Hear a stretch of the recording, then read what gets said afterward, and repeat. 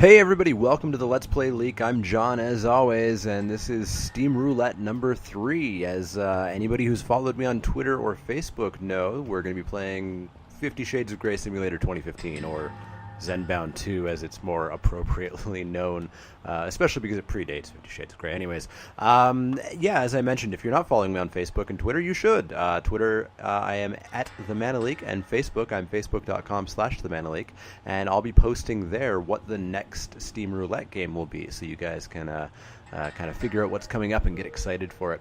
So Zen Bound 2, this is a fun little game. It's very Zen-like, as the title would suggest. And this won't be a terribly long video. I'll basically go through the first few tutorial levels that give you the mechanics of this puzzle game, and then maybe a couple after that.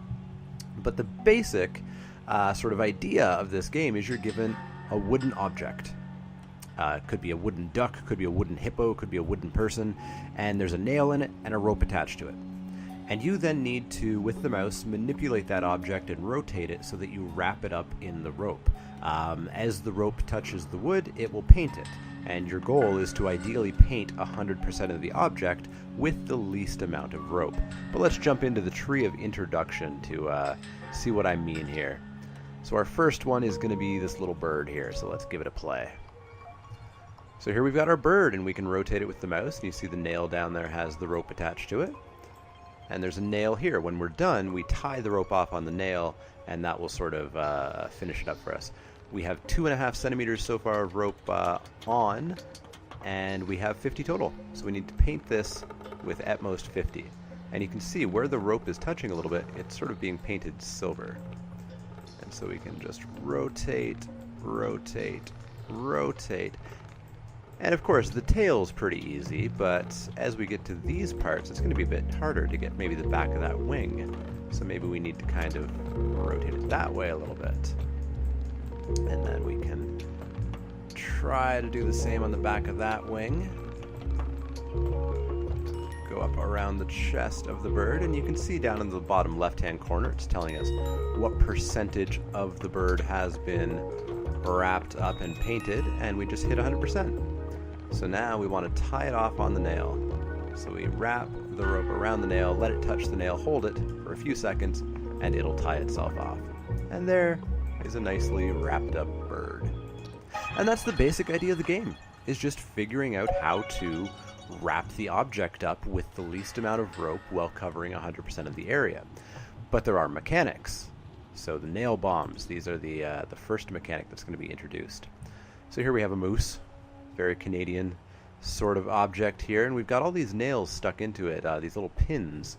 And what happens is when you hit one of the pins, let's go between the legs, wrap around. So there we go. You hit the pins, and they blow up, painting a large portion of the object. So what we're going to try to do here, of course, is use a small amount of rope to hit all of those pins.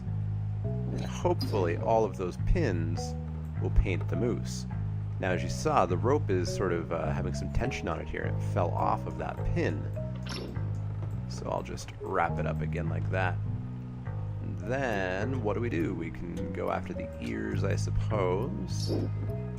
Try to wrap around. Let the rope ping off the side. There we go. We're at 92%. We just have to get the nose, I think. So if we push down, that'll hit the nose, and there we go, we're at 100%. So we go to the nail, we wrap the rope around it, and there we go. There is our bound and painted moose. But that's not all for mechanics. There are nail bombs. There are also rope bombs. So we have a hippo here, and if we start wrapping up this hippo, you see there's these little beads on the rope, and when they hit, they're going to blow up and paint. So the idea here is we probably want to spread the rope out as much as possible so that those little paint bombs don't sort of overpaint the same areas over and over and over. So if we get one on the face, we should be pretty good here, I think. 96%. What are we missing? Maybe the butt back here a little bit. 97%. There's a bit of the face. There we go. 100% of the hippo done. And we wrap it, and tie it up. And there we go. Bound and painted hippo. That is a really bound hippo. So we've got rope bombs 2. This is just a further sort of demonstration of the rope bombs with not a rubber ducky, but a wooden ducky. But it's going to get painted yellow and look like a rubber ducky anyways. So we can wrap the head up, wrap the body up, and that's going to be a pretty quick one. Just got to get the bill there. Bring it up to the nail, and wrap it off. And there we go. Bound and painted duck. And so I'm not necessarily going through this in any sort of, super careful way. I'm just sort of wrapping it up. I could probably do less than 15.6 centimeters there and still get 100%. So of course there's that idea of, always trying to beat your highest score of this game.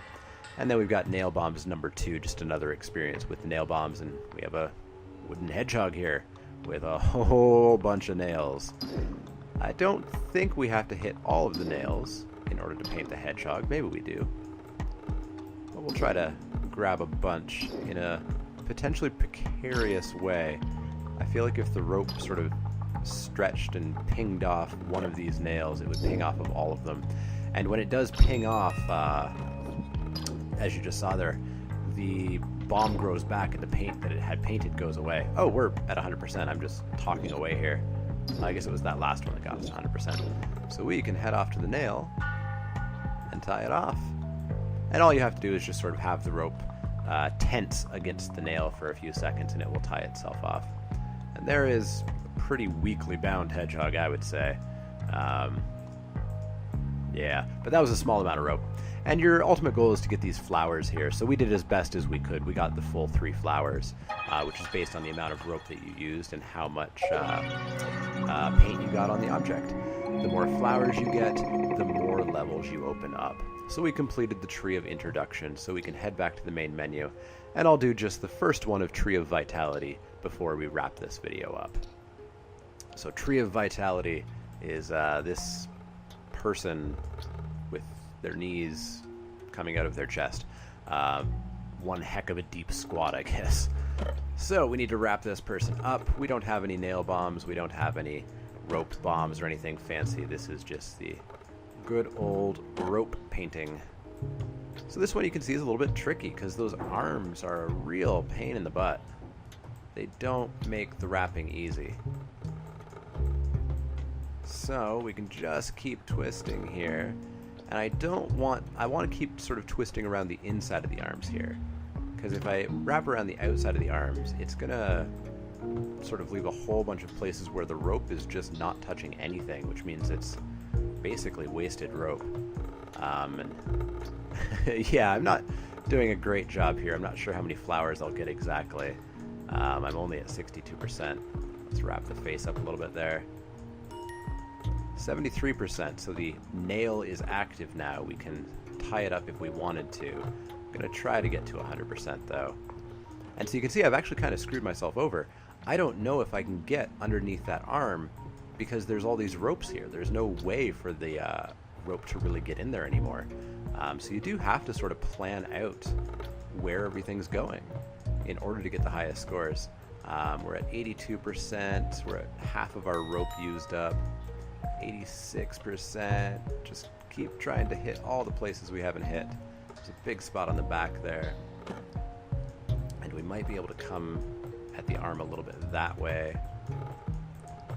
I'll stop at 90%. There we go. We got 90%. So let's go wrap it off at the nail. That was a lot of rope used. That is a bound squatter for sure.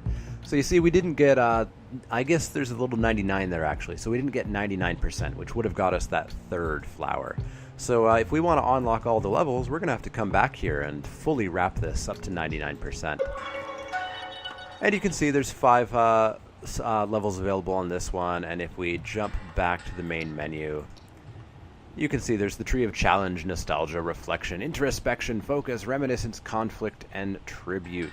There are tons of levels in this game, and it is actually just kind of relaxing. The music is relaxing, the art style is relaxing, and just sort of twisting this thing around trying to wrap it up.